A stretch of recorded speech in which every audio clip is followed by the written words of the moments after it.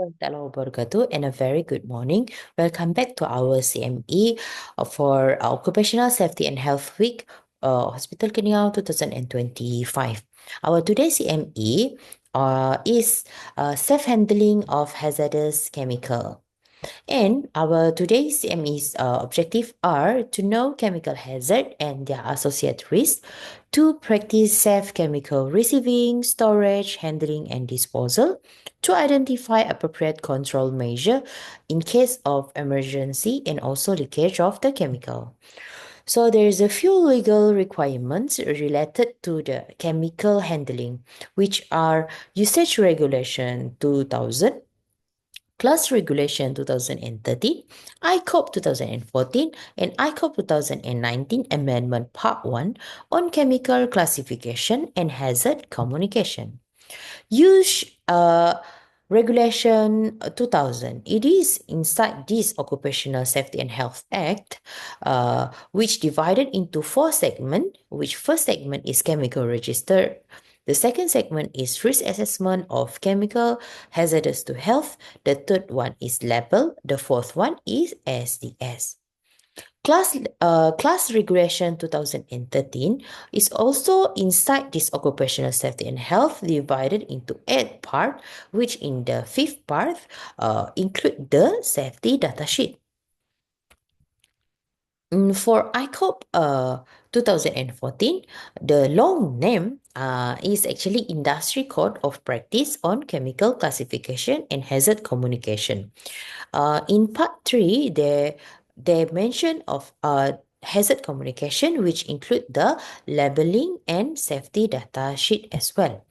Okay, for chemical, we can divide the chemical hazard into three type of hazard, which is physical hazard, health hazard, and also environmental hazard. For today's CME, we will focus into the health hazard caused by the chemical. For health hazard caused by chemical, there is a few hazard, which is oral acute toxicity, dermal acute toxicity, inhalation toxicity, reproductive toxicity, and so on and so on. That's why it is very important to pay attention on the purchasing and also receiving the chemical. The first one, we must include the Class Regulation 2013 requirement in the tender specification. The second one is we must ensure to receive safety data sheet from the supplier. The safety data sheet should comply with the Class Regulation 2013. The third one, while we receive the chemical, we must ensure the level comply with the Class Regulation 2013. And then we must update our chemical register if necessary, which include the name of the chemical, the brand name of the chemical, the manufacturer, the supplier, the amount of the chemical used throughout the year or throughout the month for the whole facility, and so on, so on. For the chemical, we must receive them in the chemical trolley inside a bottle carrier. I keep on saying about safety data sheet. What is safety data sheet? Safety data sheet is an up-to-date handout or information sheet containing relevant information pertaining to the hazardous chemical, which is vital for establishing arrangement in the safe use in the chemical at work. Okay, inside the safety data sheet, it divided into 16 segments. So today we will talk about 7 and 8 segment only. The 7 segment, chemical storage. Okay, we must keep the container closed when not in use. We must keep it away from the fire sources. We must not keep incompatible materials together. For example, acid cannot be kept together with bases. We must keep the storage area well ventilated. We only transfer to the suitable container, and we must use secondary containment to put the chemical. Outside the chemical storage, there must be a warning sign. The SDS must always be available. Spill kit must be always be available as well, nearby the chemical storage.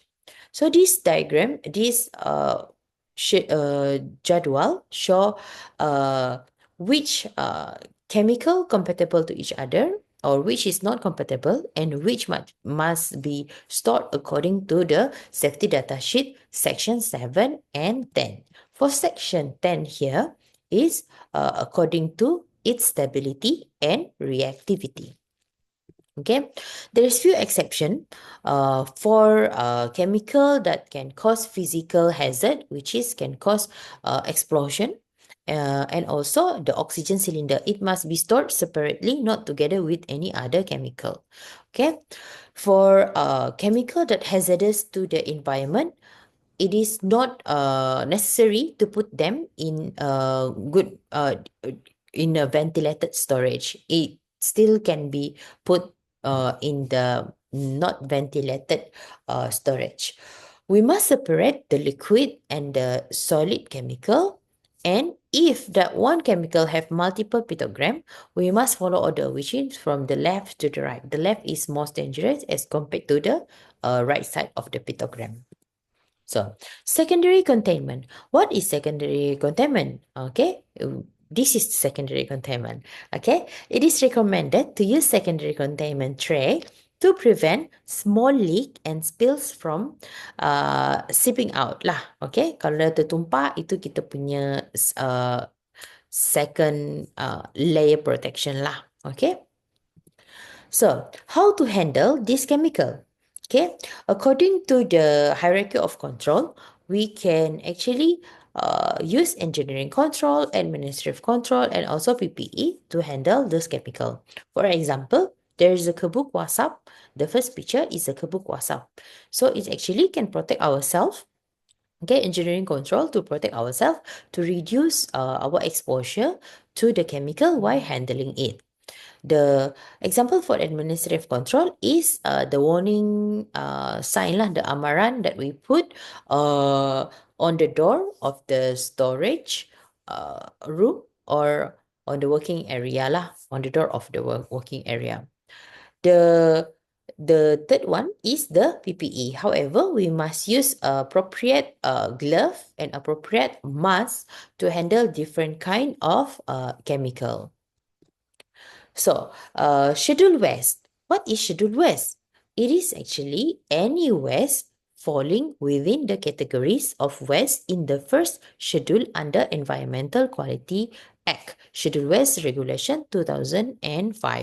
It is very actually long, but to simplify it, is actually any waste yang ada gambar yang toxic lah, yang berbahaya to the environment lah. Okay, so for example for us is the racun makhluk perosak, minyak mineral atau buangan terjadual lah.